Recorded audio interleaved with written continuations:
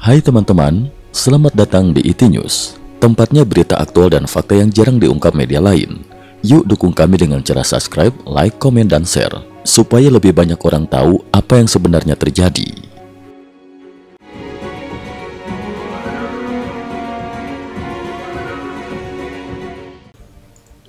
Salam pemirsa, 17 hingga 18 November 2025, Ukraina kembali mencatat kemajuan besar di berbagai garis pertempuran pada 17 hingga 18 November 2025. Sementara Rusia menghadapi tekanan berat baik di medan perang maupun di dalam negeri. Jalur logistik vital direbut, pangkalan udara dihajar, radar strategis dihancurkan, hingga fasilitas energi Rusia terbakar beruntun. Situasi ini membuat tensi perang meningkat tajam, disertai perkembangan politik dan keamanan yang mengguncang Eropa. Terobosan Ukraina di garis depan. 17 November 2025, menurut laporan RBC News, pasukan udara Ukraina dan Garda Nasional berhasil melancarkan operasi gabungan dan merebut kembali rute Dobropilia-Kostiantynivka, jalur strategis yang sebelumnya berada di bawah kontrol Rusia. Jalan tersebut merupakan akses belakang penting menuju Red Army Village, sektor yang dalam beberapa minggu terakhir menjadi area pertempuran paling sengit. Rekaman garis depan memperlihatkan puluhan kendaraan Rusia terbakar di sepanjang jalan, menandakan kerasnya bentrokan yang terjadi. Di sekitar Red Army Village, Ukraina mengoperasikan ribuan drone FPV untuk menekan posisi Rusia tanpa henti. Di Kupiansk, Ukraina memutus suplai logistik utama Rusia sekaligus menumpas kelompok infiltrasi Rusia di utara kota. Klaim Rusia yang menyebut telah mengepung pasukan Ukraina di Podolivka terbantahkan oleh rekaman lapangan. Brigade ke-10 Ukraina berpatroli tanpa menemukan satupun pasukan Rusia. Rentetan ledakan misterius di dalam negeri Rusia. 17 hingga 18 November 2025, di tengah serangan balasan Ukraina, wilayah Rusia juga diguncang berbagai ledakan besar yang tidak dapat dijelaskan pemerintah secara transparan. Belgorod, langit malam berubah merah menyala akibat ledakan besar yang masih belum teridentifikasi. Omsk, pipa gas raksasa meledak, memunculkan bola api setinggi 40 meter berbentuk awan jamur.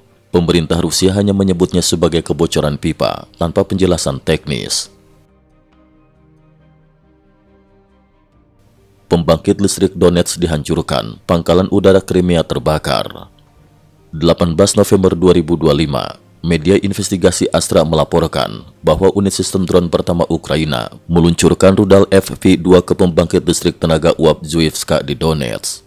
Hasilnya, ruang turbin utama hancur, generator terbakar, api membumbung tinggi yang terlihat puluhan kilometer jauhnya. Pembangkit ini merupakan salah satu sumber energi utama bagi wilayah pendudukan serta pasukan Rusia, sehingga penggempurannya menjadi pukulan logistik yang besar. Di saat bersamaan, Ukraina melumpuhkan satu unit sistem S-400, satu sistem Tor M1, radar modern 9S-18M1 3 Snowdrift.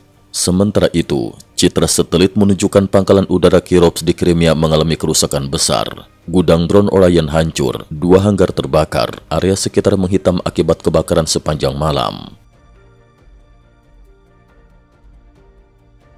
Serangan balik Rusia ke Ukraina. 18 November 2025 malam, Rusia melakukan serangan drone ke jaringan kereta Ukraina.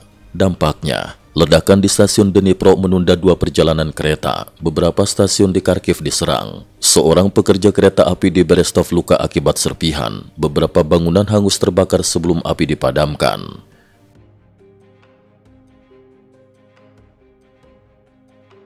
CIE Neptune kembali mengguncang Laut Hitam. 18 November 2025, stasiun radar utama Rusia di Pulau Zemini, Snake Island, dihancurkan rudal anti kapal si Neptune, rudal yang sama yang menenggelamkan kapal penjelajah Rusia Moskva pada 2022.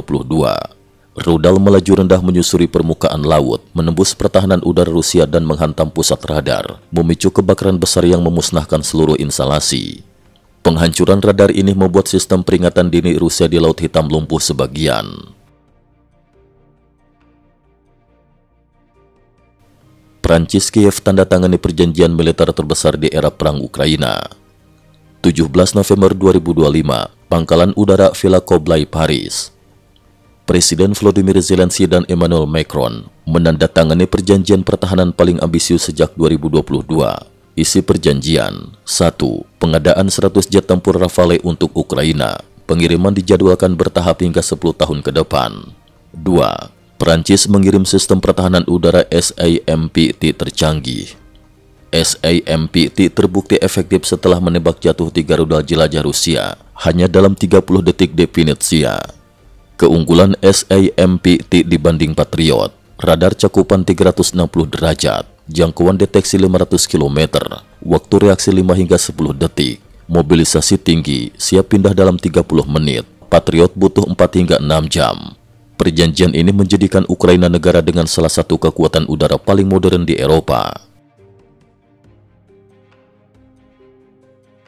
Peringatan kelam dari Jerman, Rusia bisa serang NATO pada 2028. 17 November 2025, Menteri Pertahanan Jerman Boris Pistorius menyampaikan peringatan terbaru bahwa Rusia berpotensi menyerang negara-negara Baltik paling cepat pada tahun 2028.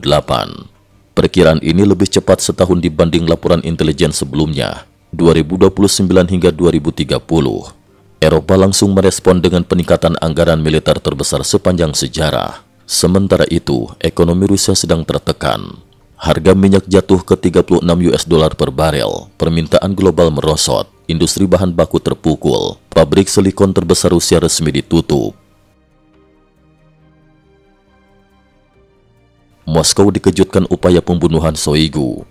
12 hingga 14 November 2025, pemerintah Rusia mengungkap upaya pembunuhan terhadap Sergei Shoigu, mantan Menteri Pertahanan Rusia. Kronologi: 12 November 2025, bom dipasang di pemakaman Troyekurovsky di dekat makam ibu Shoigu. Tersangka, sepasang suami istri Rusia dan seorang imigran Asia Tengah. Mereka menanam kamera berbentuk vas bunga untuk memantau kedatangan Shoigu. Bom rencananya diledakkan dari jarak jauh saat Shoigu tiba. Shoigu tidak hadir hari itu sehingga rencana gagal. 14 November 2025, FSB mengumumkan upaya pembunuhan berhasil digagalkan.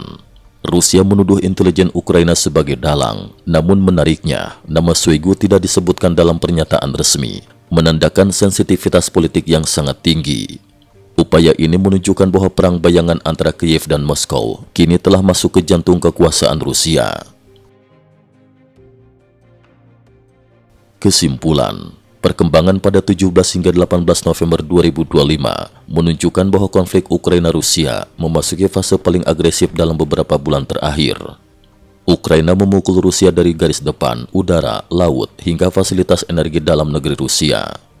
Di sisi lain, situasi politik dan militer Eropa memanas dengan meningkatnya ancaman terhadap NATO, serta pergeseran besar kekuatan udara melalui perjanjian Prancis-Ukraina. Cukup sekian dulu, terima kasih atas perhatiannya. IT News juga memiliki channel di platform kancing.com. Mohon kunjungan dan bantu subscribe agar bisa mengikuti perkembangan dunia tanpa batas. Terima kasih. Link kancing ada di dalam description.